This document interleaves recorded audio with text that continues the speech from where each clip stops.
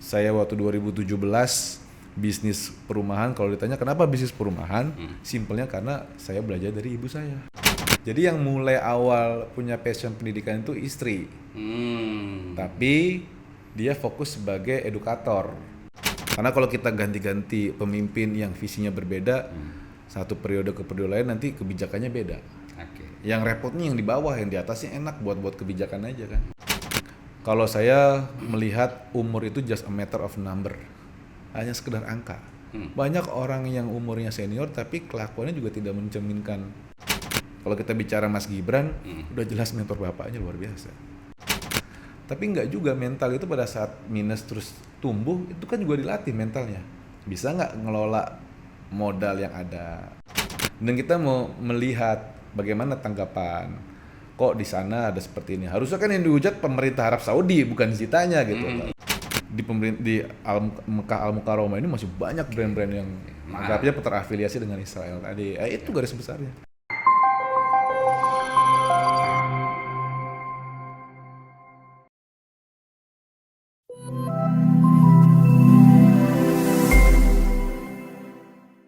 Halo, assalamualaikum. Apa kabar sahabat Ipol? Senang saya Timur Arif kembali hadir menyapa Anda dalam acara podcast Bincang si Ipol. Bicara berbagi info dan cerita yang sip dan pol hanya di ipol.id.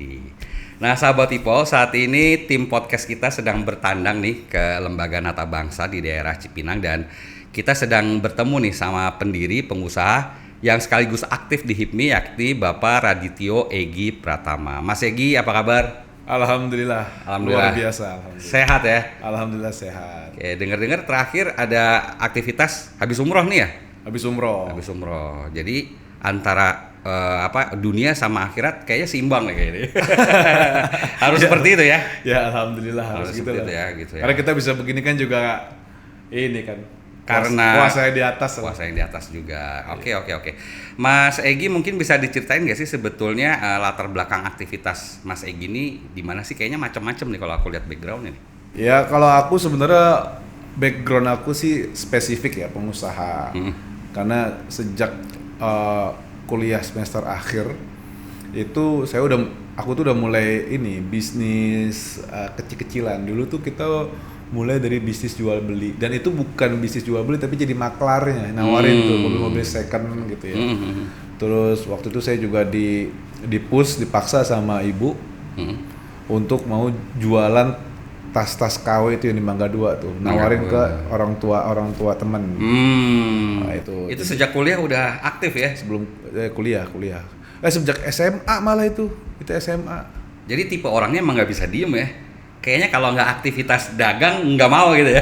Nggak gitu juga. Itu terdorong karena ini situasi. Karena waktu SMA itu, alhamdulillah Allah tuh kasih ujian. Keluarga itu bisnisnya ya bapak ibu lagi drop, lagi turbulen. Jadi yang memang punya darah usaha itu dari ibu. Ya, terus kalau bapak profesional. Nah pada saat yang bersamaan usaha ibu lagi drop, kesehatan bapak juga lagi kurang baik sehingga harus keluar dari kerjanya. Jadi memang sesuatu yang dipaksa itu tentunya nggak semuanya jelek ya. Ternyata membentuk Mas Egi sekarang jadi manusia yang tahan banting, bisa berwirausaha, bisa dibilang seperti itu ya? Bisa dibilang gitu. Tapi kalau saya bilang cerita begini, orang yang belum ngalamin atau lagi di fase ngalamin, masa iya sih gitu kan? Karena dia lagi di fase yang gak enaknya kan. Tapi ya percayalah, proses itu tidak mengkhianati hasil lah.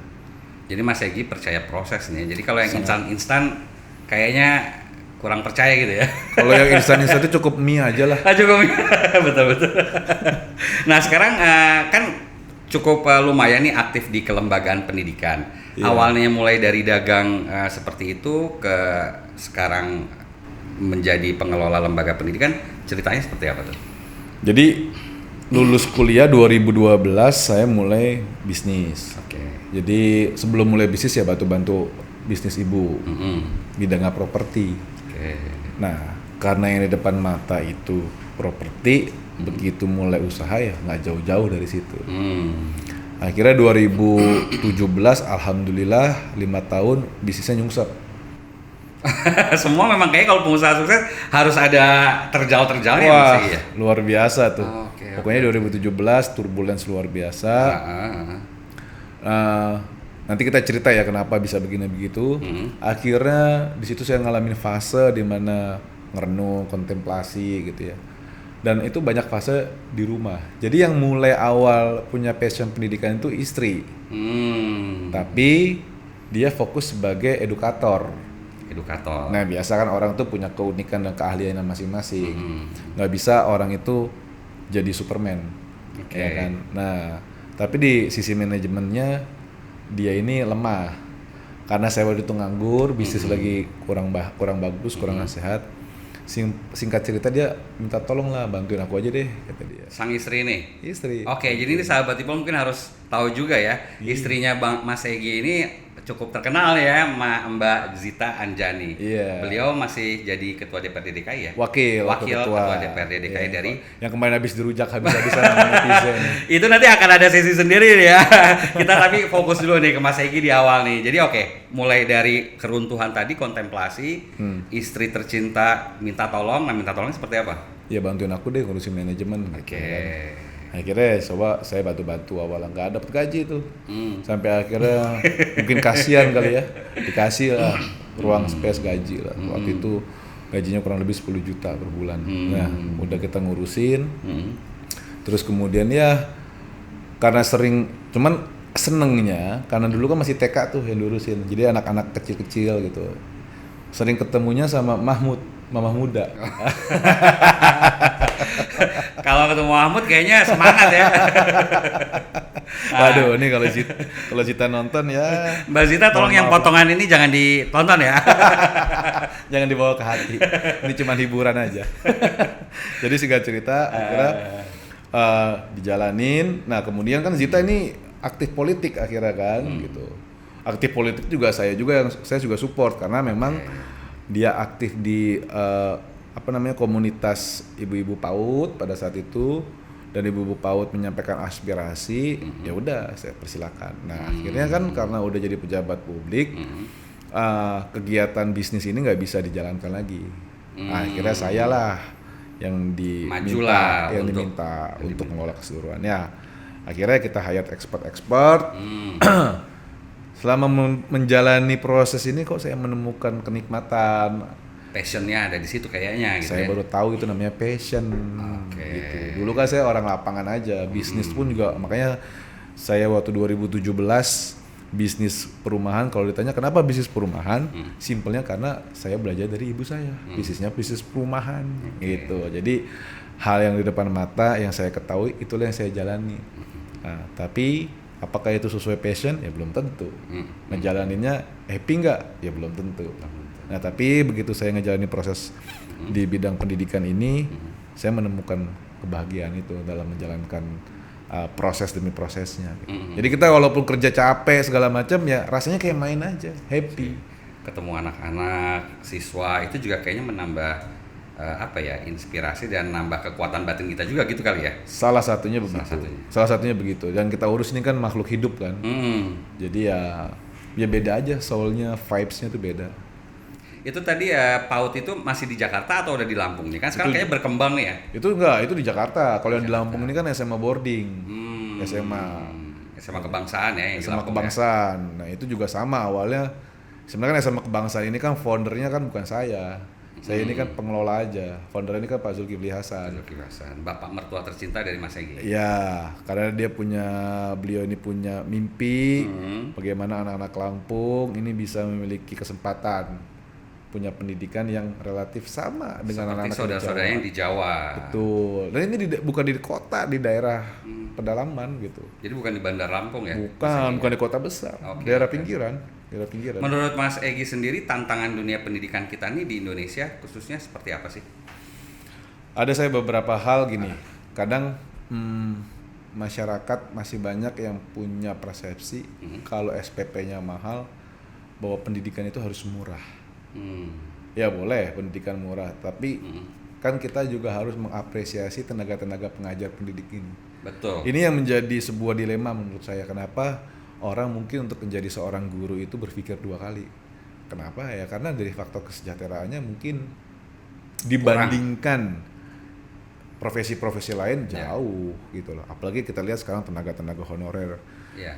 digaji cuma boleh jadi Ala kadarnya ala di bawah kadarnya. UMR. Mungkin ada yang digaji 1 juta hitungannya 3 bulan, ya kan gitu.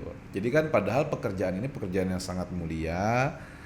Kalau nggak ada pendidikan, program yang dicanangkan pemerintah pusat menuju Indonesia Emas 2045 dari mana?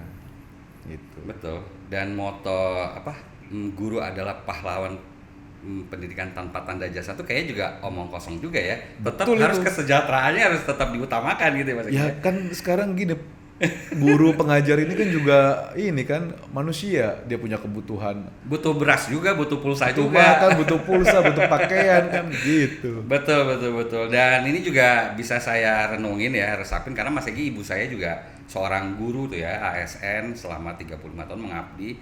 Ya memang hidup kembang kempis ya. Dari pinjaman satu ke pinjaman yang lain gitu. Kadang Jadi banyak kempisnya kali ya. banyak kempisnya kayaknya. Oke deh sahabat Ipol, kita akan lanjut nih menyapa Mas Egi, bagaimana dia juga aktif di berbagai kegiatan politik. Tapi sebelum kita lanjut di segmen berikutnya, kita saksikan dahulu aktivitas dari Mas Egi yang satu ini. Hari ini kita lagi ikut sama kepala Dewan Komisaris dari PT PN 3 untuk melihat kebun teh dan salah satu pabrik teh yang produktivitasnya keren dan ekspor ke Jepang. Di sini ada Ketua HIPMI Kabupaten Subang. Di sini ada Wakil Ketua dari Tasik, pengusaha teh nih hebat. Ini juga teman-teman dari HIPMI Subang. Yuk, kita lihat.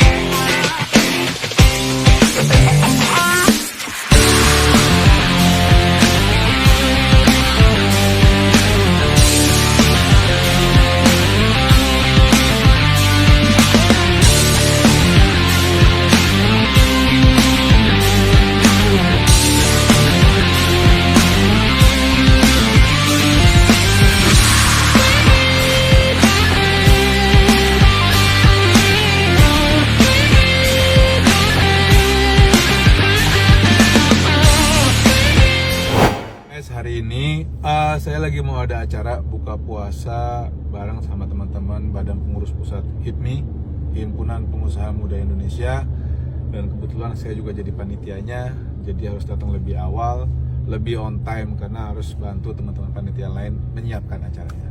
Jadi kayak apa, ikutin terus saja perjalanannya. Yuk!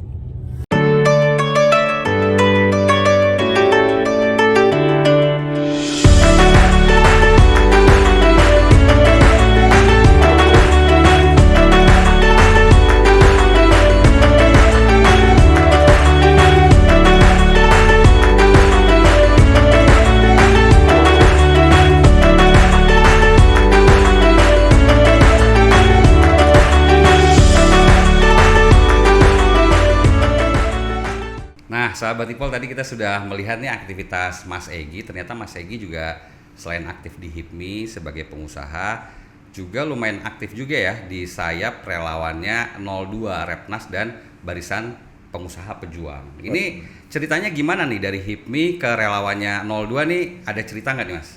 Ya ceritanya simpel sebenarnya, karena saya kan organisasi yang memang saya fokus tuh di HIPMI. Kontestasi Pilpres kemarin gitu ya. Karena pilihannya kita di 02, HIPMI ini punya 2 relawan. Ya kan, ada Repnas, terus kemudian ada BPP, Barisan Pengusaha Pejuang gitu. Jadi ya ini kanan kiri semua kawan, sahabat, ya kan, mentor gitu kan, senior. Jadi ya kita bantulah support dua-duanya. Dan dua-duanya juga mendukung di 02 ya. Sama ujungnya. Ujungnya sama ya, dan ya alhamdulillahnya juga 02 akhirnya sekarang sudah terpilih menjadi Presiden Next RI 1. Selamat dulu nih Mas Egy nih. Iya. Berarti ke depan bakalan lancar nih.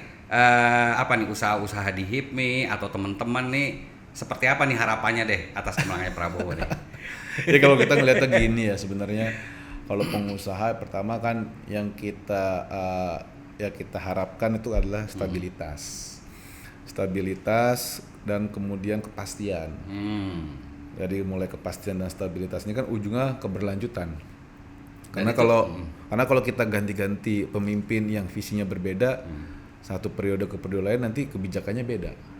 Yang repotnya yang di bawah, yang di atasnya enak buat kebijakan aja kan.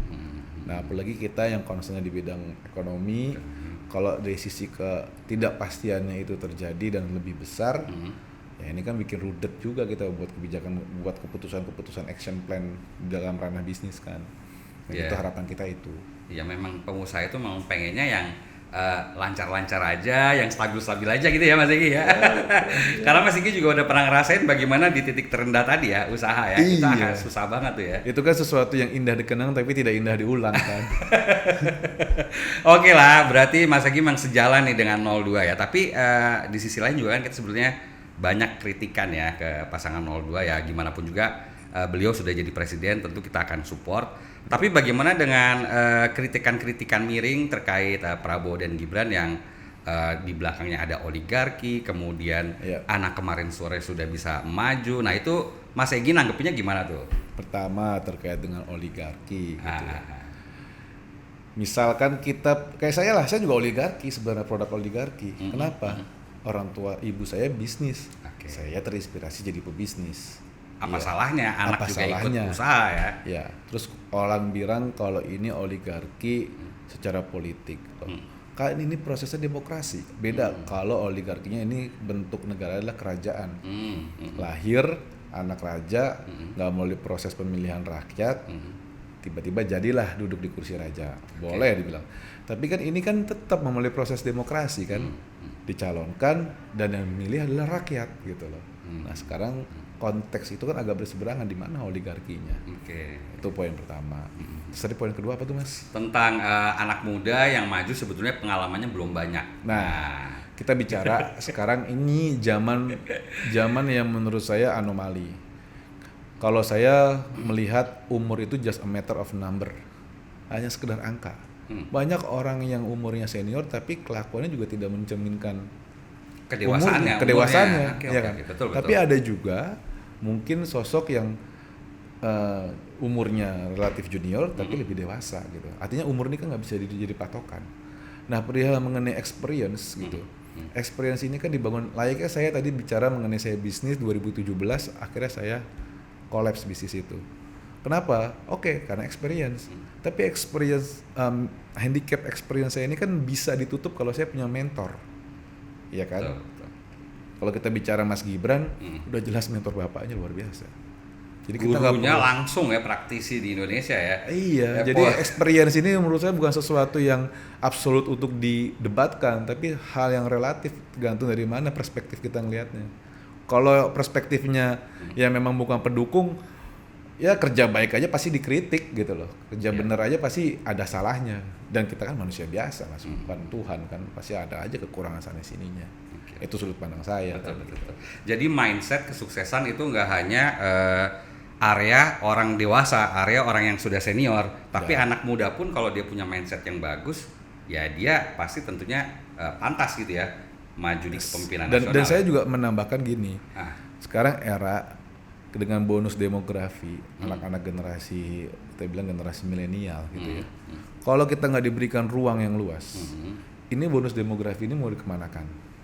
Ini kan dengan fenomena Mas Gibran maju ini kan menjadi sebuah inspirasi nih buat kami juga yang mungkin ada di generasi yang sama dengan beliau. Oh ternyata sekarang zamannya lebih terbuka. Kita yang muda-muda ini punya peluang untuk masuk ke panggung nasional.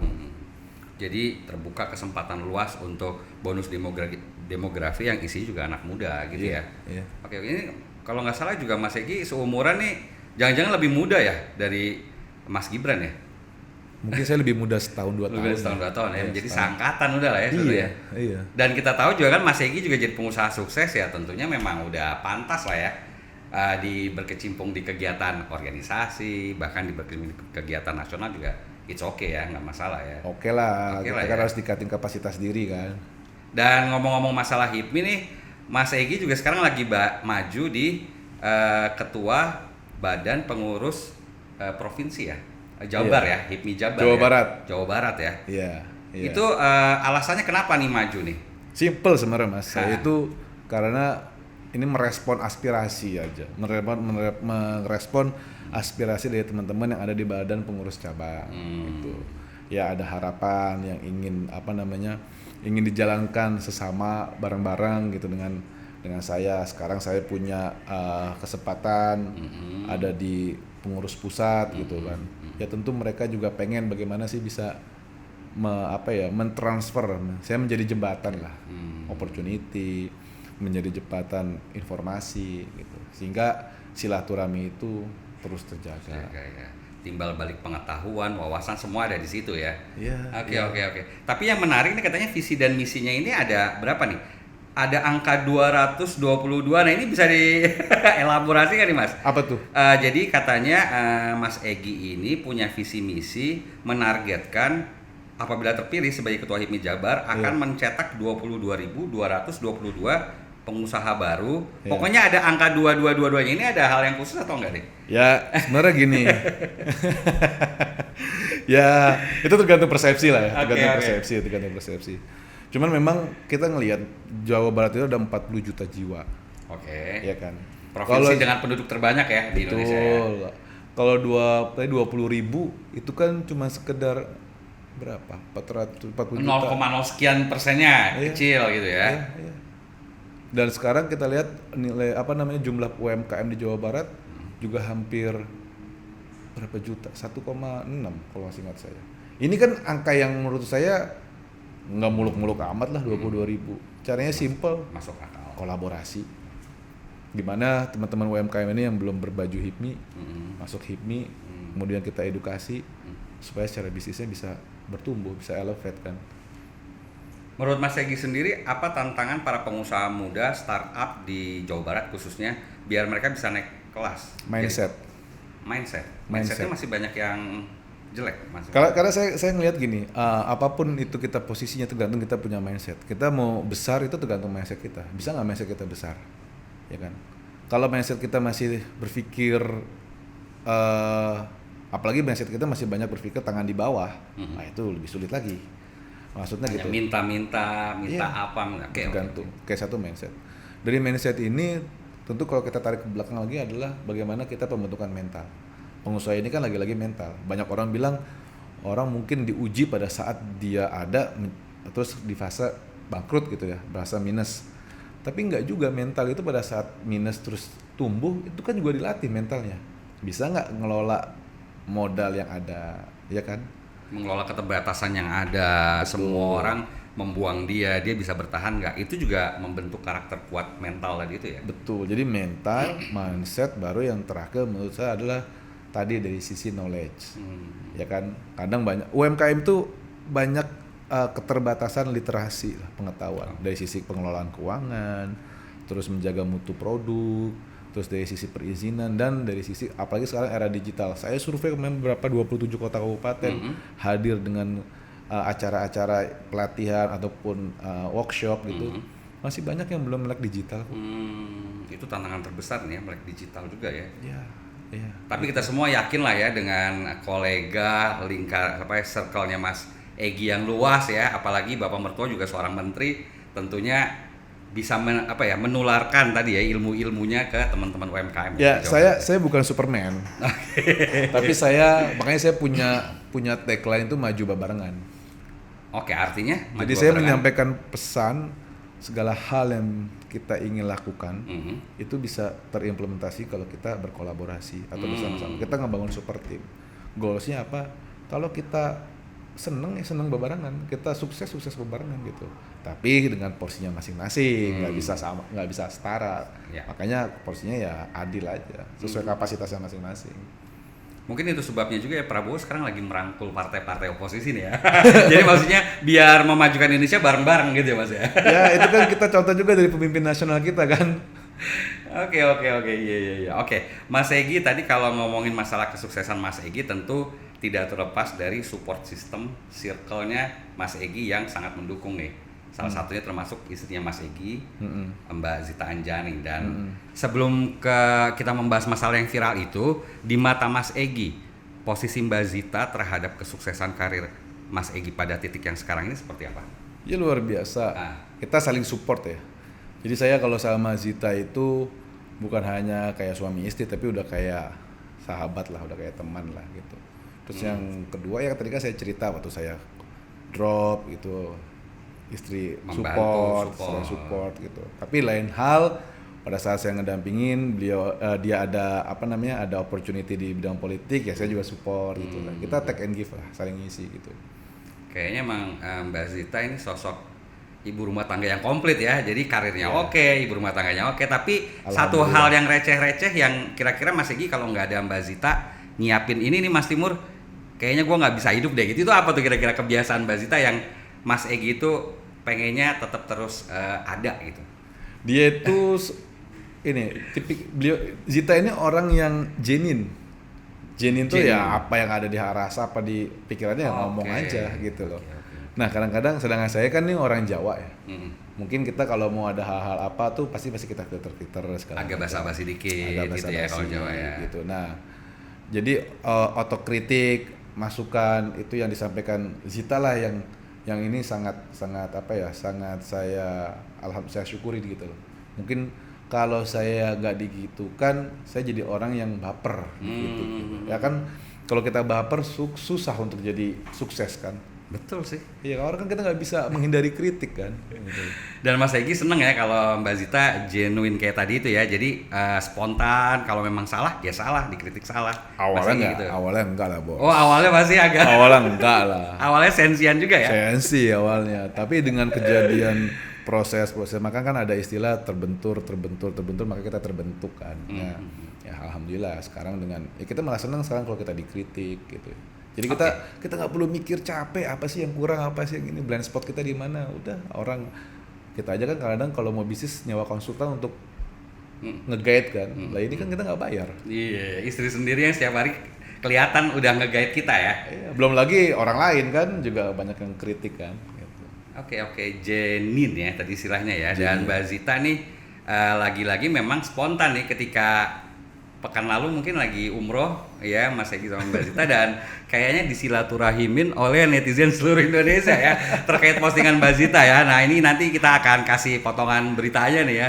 Itu ceritanya gimana sih Mas Egi? Mbak Zita sendiri katanya udah klarifikasi ya, tapi kita ingin tahu dari circle terdalamnya tuh suasana kebatinannya gimana tuh awal ceritanya. Jadi kita waktu pertama kali landing awalnya kita landing Mekah. Oke. Kan ini lagi tentang Palestina dan Israel ini lagi kan sensitif sangat nih ya. sensitif dan sangat Israel kenceng Palestina, ya. betul. Begitu kita nyampe kaget tuh di bawah aja kita udah ngelihat KFC.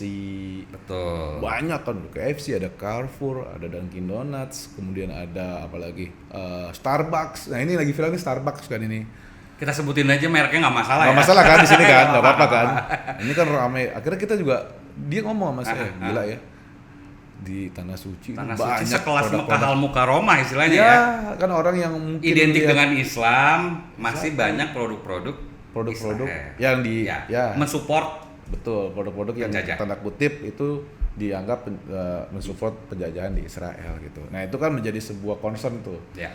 Nah, akhirnya satu ketika kita lagi makan malam di sebuah restoran salah satu hotel gitu. Memang di restoran hotel ini view-nya ke Masjidil Haram. Saya bilang bukan ke Ka'bah, tapi Masjidil Haram karena Ka'bahnya nggak terlihat langsung di situ karena itu tuh view-nya Ka'bahnya ketutup sama King Abdul Aziz gitu. Hotel juga, gate-nya. Kan sama pemerintah Arab Saudi kan sekarang dibangun gate tinggi-tinggi tuh besar-besar. Jadi itu nggak kelihatan langsung.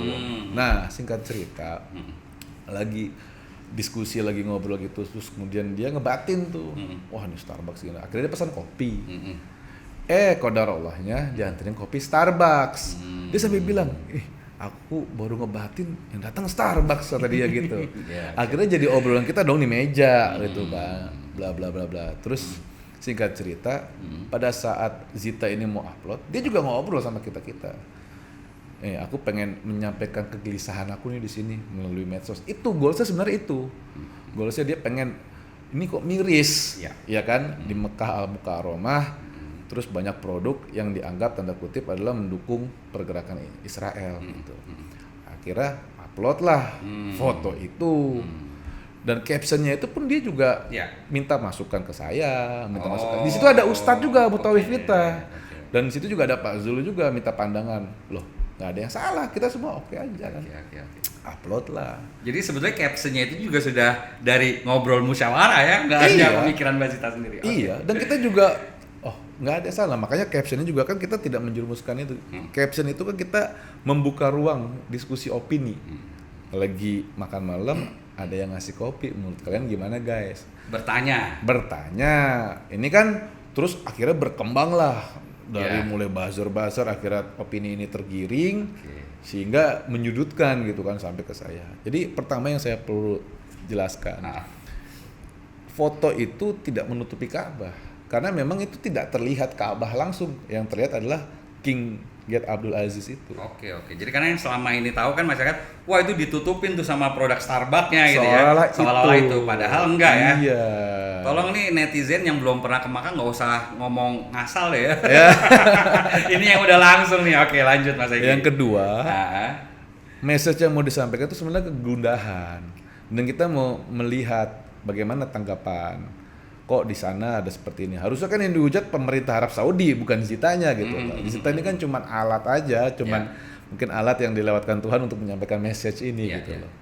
Ya tapi ya alhamdulillah gitu loh. Ya dan kalau kita lihat kan sebenarnya di captionnya juga Mbak Zita istilahnya menyentil kita nih masyarakat Indonesia yang sebetulnya di rumah kita pun masih banyak. Ini jangan-jangan HP yang kita pegang pun juga masih ada produk apa istilahnya yang mendukung Israel lah gitu ya. Jadi sebenarnya ingin menyentil kesadaran kita sebenarnya Mbak Zita ya. Iya, kalau satu brand itu dipermasalahkan, ya kan akhirnya kita berkoreksi diri. Oh, di rumah kita juga ada brand lain, tapi sebenarnya sejatinya bukan itu poinnya. Di Mekah Al-Mukarramah ini masih banyak brand-brand yang anggapnya terafiliasi dengan Israel tadi. Itu garis besarnya. Ya, alhamdulillah dihujat ya kan, wah macam-macam, menambah pahala lah ya Mas. Sampai saya dibilang, Pak tolong didik dulu istrinya bla bla bla. Saya bilang terima kasih atensinya.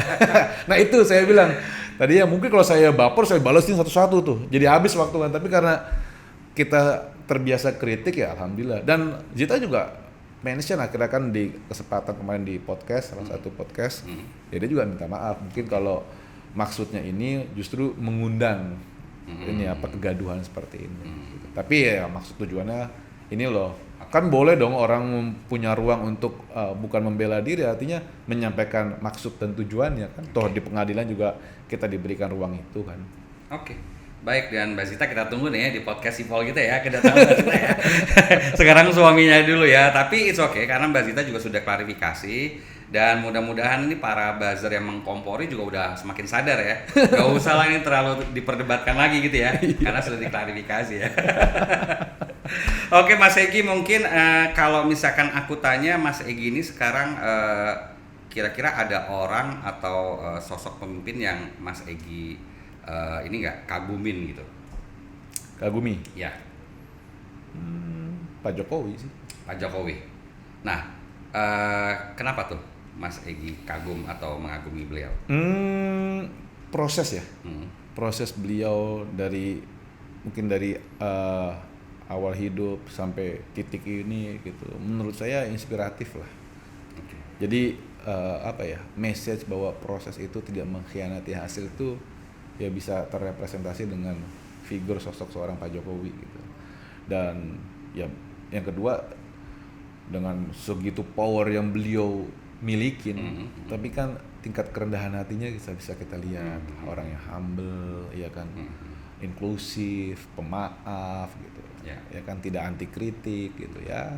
Itu menjadi sebuah figur yang menurut saya tidak banyak di negara ini. Seperti Pak Jokowi ya. Yes. Ya kita doakan saja Pak Jokowi di akhir masa kepemimpinannya bisa landing dengan smooth. Oh, sekarang popularitasnya terus tinggi. Terus tinggi malah ya. Di atas 75% gitu.